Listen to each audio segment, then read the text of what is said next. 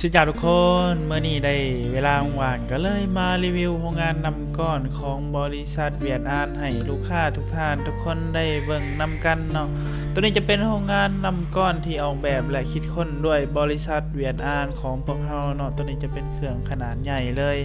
ตัวนี้ขนาด10ตัวนำก้อนเป็นน้ำก้อนหลอดหรือบ้านเราเอิ้นว่าน้ำก้อนเบียร์นั่นเองถ้าว่าท่านใดเนาะสนใจอยากสอบถามรายละเอียดเรื่องเกี่ยวกับโรงงานน้ำดื่มบ่อน้ำก้อนบ่จะเป็นโรงบรรจุขวดโรงบรรจุกระตุกน้ำดื่มเนาะ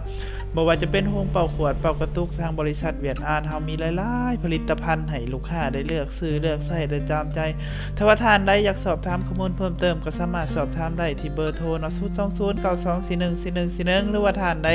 ไกลไปไกลมาอยู่นครหลวงอยากแวะมาเบิ่งมาชมเครื่องอย่างของการอยากมาเบิ่งสินค้าตัวจริงก็ได้ของการของเฮาตั้งอยู่บ้านห้องสุภาพเมืองไซเศรษฐานครหลวงเวียงจันทน์ทางของการทางยินดีต้อนรับทุกท่านทุกคน